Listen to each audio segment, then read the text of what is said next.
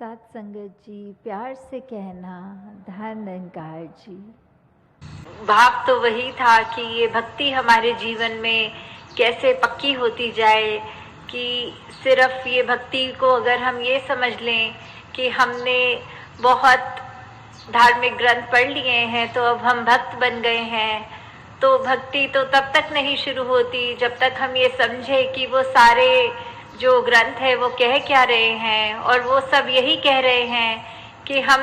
इस जीवन काल में ये जीते जी इस परम पिता परमात्मा की पहचान कर लें कि कैसे हम क्या है, हमारा असली जो रूप है, हमारी आत्मा का जो एक शुरू कहाँ से हुई, आत्मा का जो अंश परमात्मा से निकली है। तो ये परमात्मा की जानकारी जिसका बोध हो सकता है, तो ये जीवन अगर हमने चाहे कितने भी साल जिया हो पर उसमें ये हमारे को परमात्मा का दर्शन नहीं हुआ हो, परमात्मा की जानकारी नहीं है, तो ये जीवन व्यर्थ ही जा रहा है। तो ये जीते जी जब हम इस परमपिता परमात्मा को जान सकें, उसको पहचान कर अपने जिंदगी में डालें, हर पल में ये एहसास रखें परमात्मा का, तो ही जीवन सही मायने में जिया जा रहा है। हर जगह पर यही बात संतों ने यही सत्संग में भी फरमाया कि हम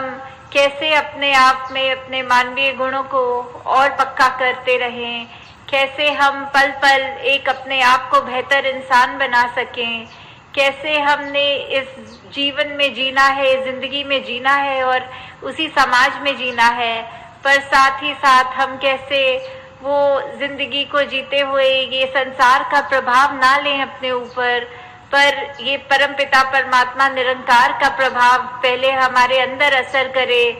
फिर हम अपने समाज तक भी ये बात पहुंचाएं, अपनी दुनिया तक भी ये बात पहुंचाएं कि ये ब्रह्म ज्ञान जो मिला है इससे कैसे जीवन सुधारा जा सकता है। और फिर जब अंत काल आएगा, जब ये मृत्यु होगी, तो ये पार उतारा भी सिर्फ और सिर्फ इस ब्रह्म ज्ञान के द्वारा ही किया जा सकता है। तो अभी जैसे हरदेव वाणी के शब्द में सुन रहे थे, हाँ जी,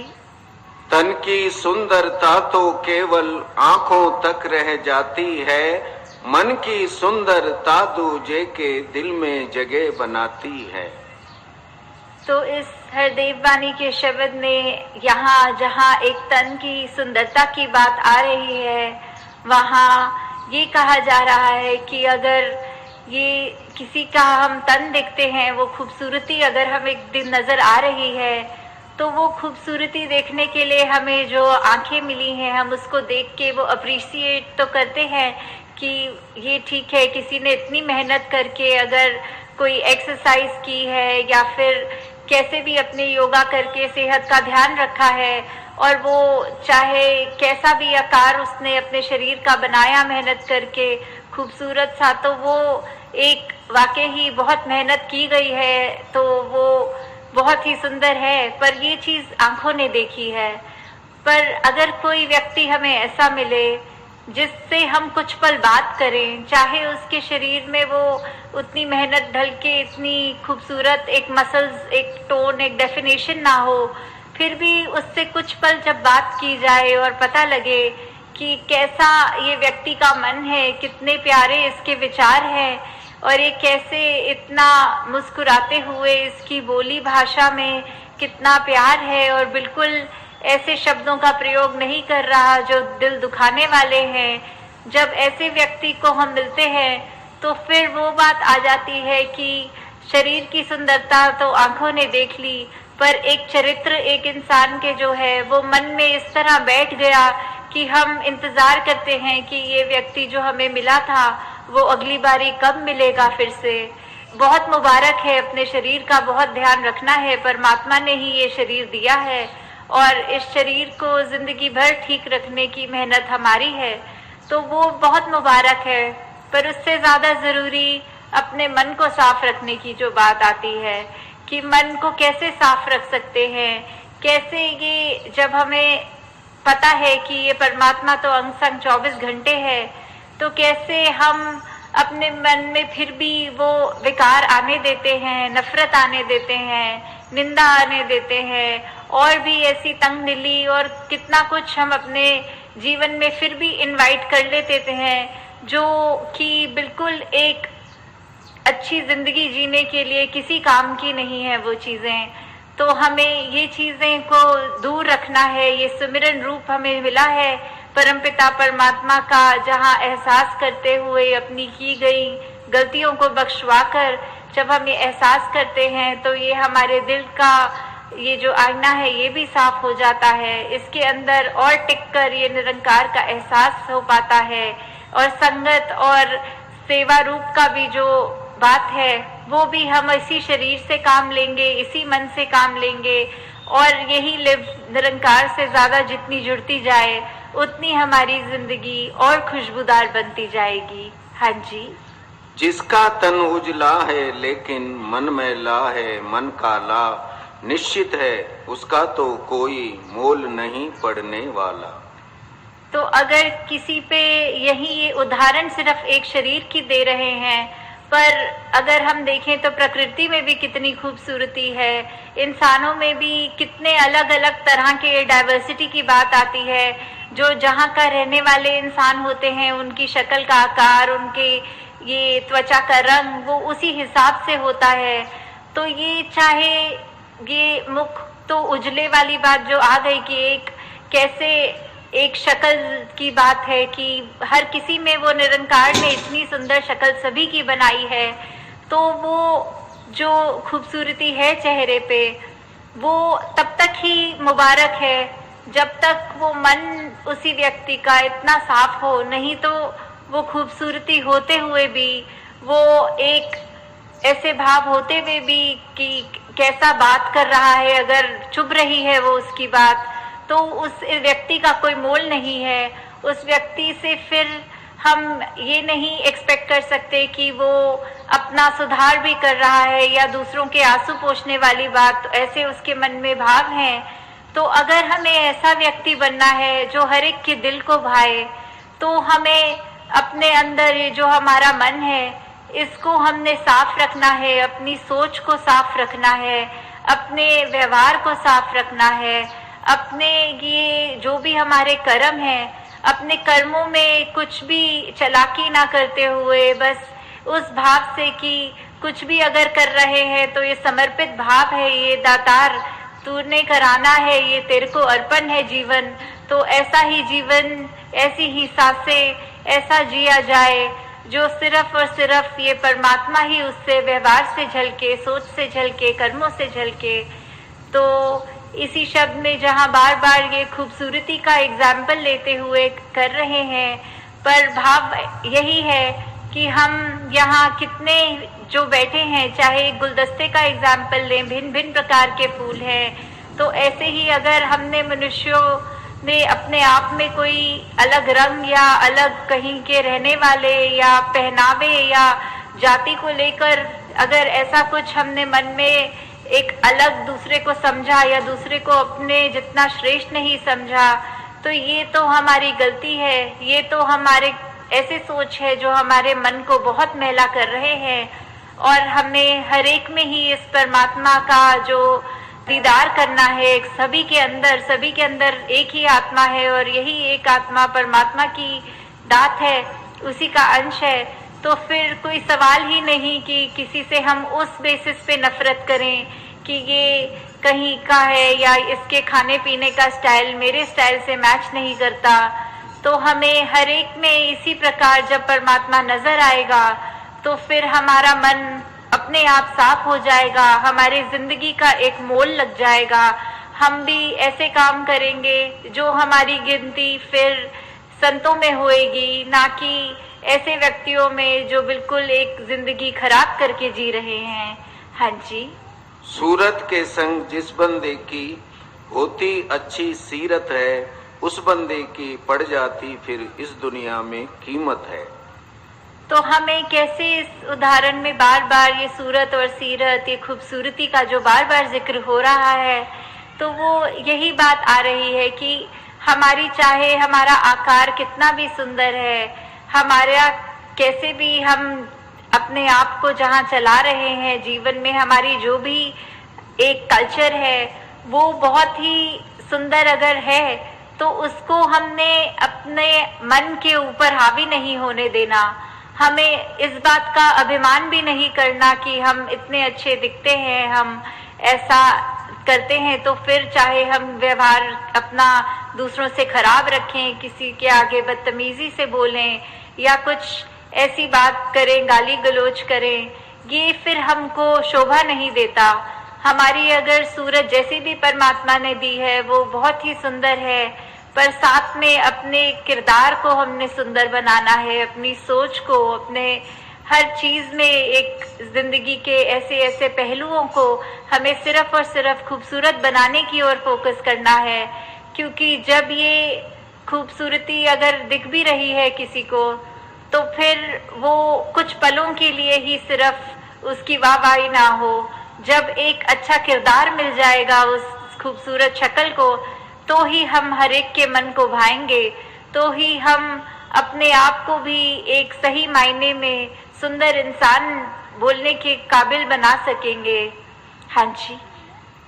तन की सुंदरता की खातिर सजता और संवरता तू, मन सुंदर रखने का बंदे नहीं उपाय करता तू। तो वही बात की एक शक्ल और एक मन की बात हो रही है कि कैसे अपने सूरत को तो हम प्रतिदिन सुबह उठ के जब तैयार भी हो रहे होते हैं, तो हमारा दिन शुरू होते ही हम अपने आईने में घर के देखना शुरू कर देते हैं, अपने आप की शक्ल ये संवारना शुरू कर देते हैं। पर हम उस समय भी ये फोकस नहीं करते कि ये तन की खूबसूरती, ये शक्ल की खूबसूरती से ज्यादा जरूरी है कि अपने मन में एक पावन निर्मल गुण हम रखें, कि वो हमारा मन ही साफ सुथरा रहे, किसी के लिए हमारे मन में ये बुरे ख्याल ना आए, एक नफरत का भाव ना रहे।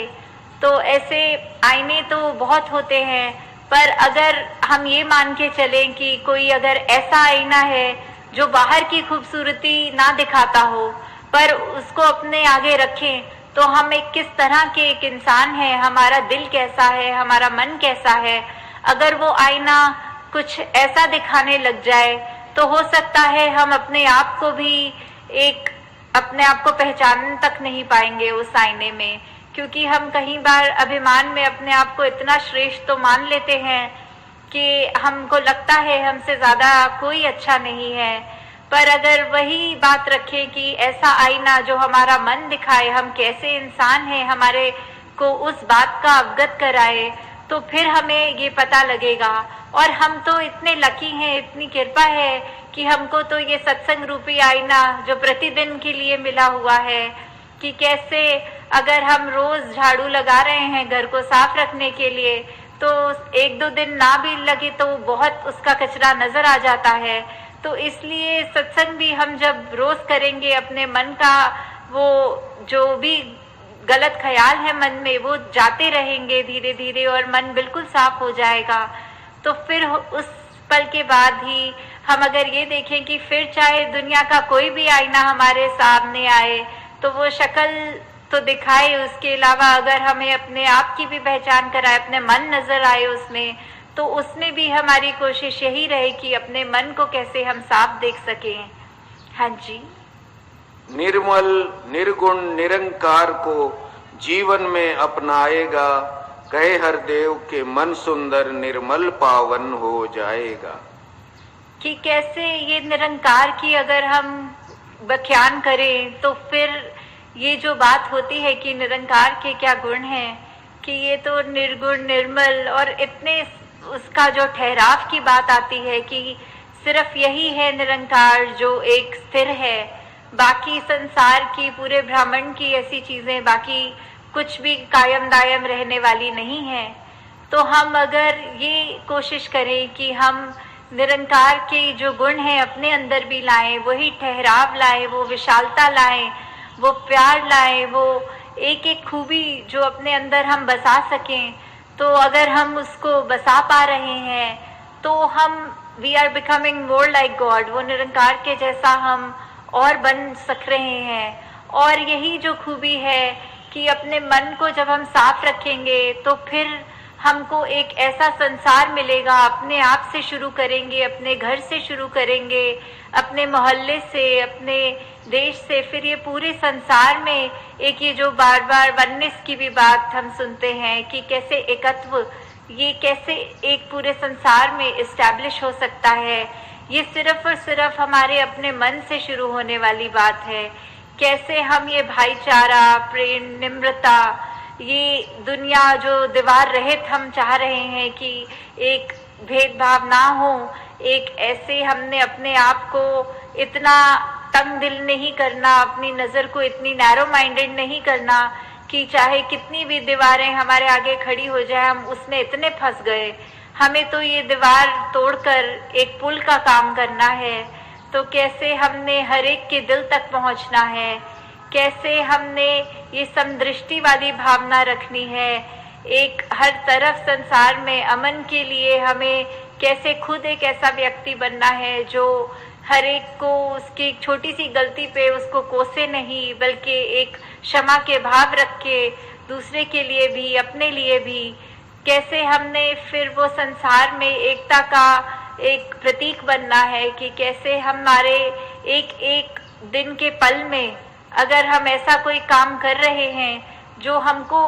सुख दे रहा है, हमको ठीक रख रहा है, ऐसे न जाने हमें पता भी नहीं लगता। काफ़ी बाहर के भी हमें अगर देखते हैं व्यक्ति, कोई अजनबी होते हैं, कुछ देर की बस यात्रा भी साथ करके वो उतने में ही जानना चाहेंगे कि आपका स्वभाव तो बहुत ही ठहराव वाला है, आपके अंदर बहुत गुण देखने को मिले, तो आप ऐसा क्या अलग करते हैं जो बाकी हम सब नहीं करते। तो ऐसे हमारे जीवन में ये जो बात आती है कि हमें इस निरंकारी मिशन का चलता फिरता जो प्रचार बनना है, वो सिर्फ हमारी बातों से नहीं, हमारे कर्मों से ज़्यादा बाकी सबको नज़र आएगा। तो कैसे हमने एक जो विश्व में शांति का प्रतीक बनना है, कैसे हमने अपने जीवन में सिर्फ और सिर्फ ये खुशबू ऐसी रखनी है कि एक फूल की तरह जो मसलने के बाद भी सिर्फ खुशबू देता है। कहीं ऐसे ना हो जाए कि हम कहीं चल रहे हैं और अगर चलते चलते किसी दूसरे व्यक्ति का गलती से पैर हमारे पैर पे पड़ जाए तो हम उसको आगे से गुस्सा करने लग जाएं, उसको कठोर बोल दें। तो वो हमें नहीं करना है। हमको हर एक के लिए ये क्षमा का भाव मन में रखते हुए, हर एक के लिए ये दया करुणा अपने अंदर रख के कि कैसे हमने एक सिर्फ अपने सुपरफिशियल, एक सिर्फ अपने तन के लिए ही प्रयत्न नहीं करना पूरे दिन में कि हम थोड़ा बेहतर दिखने लगें, पर बात वही है, मन की बात है। ये जितना ज़्यादा हम परमात्मा के करीब अपने आप को जोड़ेंगे, ये निरंकार हमारे अंग संग है, पर उसके साथ अपना कनेक्शन जितना ज़्यादा करेंगे, जितना ज़्यादा सेवा में ध्यान लगाएंगे, सिमरन में, सत्संग में, तो उतना हमारा मन के ऊपर जो मेहनत है वो ऐसे ही होती है कि हमने अपने मन को भी फिर वो निरंकार जैसा ठहराव, वो गुण उसमें भी आएंगे जब, तो अपने आप हमारी ये जिंदगी सुधरती चली जाएगी। और फिर हमारे अंदर कोई ऐसे भाव नहीं आएंगे कि हमारी शक्ल तो हमने सुंदर बना ली, पर जो नज़र है, जो दूसरे को नीचे देखती है, अपने आप को ऊंचा देखती है, ऐसी नज़र हमारी बदल जाती है। तो फिर हमारी नज़र ने भी हर एक में अपना ही सूरत देखना है। वो फिर आईना हमारा उस तरह बन जाएगा कि जिसको भी देखेंगे लगेगा हम अपने आप से ही मिल रहे हैं। फिर हम जितना प्यार अपने आप से करते हैं उतना हम सामने वाले से भी करेंगे। तो दासी और शब्दों का प्रयोग नहीं करेगी क्योंकि समय अब हो गया है सत्संग समाप्ति का। तो यहाँ उरई आके बहुत अच्छा लग रहा है, आप सबका प्यार जो मिला और